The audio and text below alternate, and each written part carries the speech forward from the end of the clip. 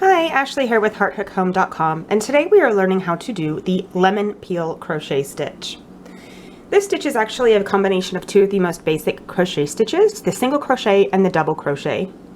When we do these together, it creates this beautiful effect that almost looks like a lemon rind, which is where it gets its name. We're going to make a slip knot and we're going to do a chain. The most important thing when you're starting a lemon peel stitch project is to have an even number of stitches. So I'm just going to do 10 so we're not here all day. 1, 2, 3, 4, 5, 6, 7, 8, 9, 10. Okay, so now that we have an even number of stitches, in order to start a new row, we are going to chain 1. So we've got an even number, and now we're going to start that row by chaining 1, and we're going to single crochet into the second chain from the hook to start. So single crochet. In the next stitch, we are going to double crochet.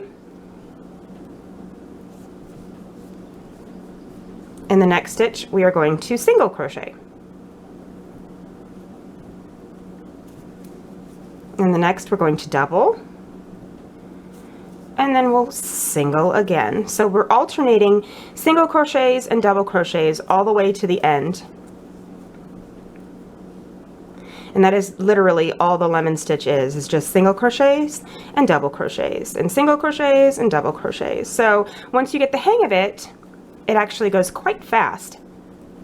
We'll do a double in this one, and since we started with a single crochet and we have an even number of stitches, that means we're going to end with a double crochet. And so when we get to the end here, we'll place that last one in this last stitch, and now we're going to start a new row. So here's our first row.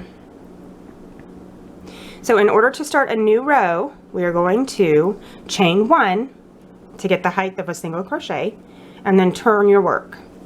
Now, the trick here is to place your single crochets where your double crochets were and put your double crochets where your single crochets were. So we'll put a single in this one because this is our last double from the first row. We will put a single here, and then see how this one's a little bit shorter. You can tell that this is the single crochet from the last row and this is the double. See how you can tell where the holes are? The really holy ones are the single crochets, and the ones that aren't holy are the double crochets. So we'll place a double here from the single crochet from the previous row, and then we'll do a single in the next because this is a double, and then we'll put a double in the single, a single in the double,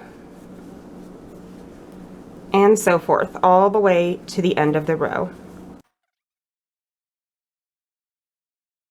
Remember that you should always end on a double crochet, because that way if you do screw up, you only have to frog or rip out just less than one row instead of having a whole bunch of them. So as you can see, it starts to create this nice little ribbing effect, or textured effect. It's not really ribbing, but a nice textured effect. So like here, this is the same exact stitch. It's just back and forth, single, double, single, double, single, double, all the way across. And that, my friends, is how you do the lemon peel stitch. Thanks for watching.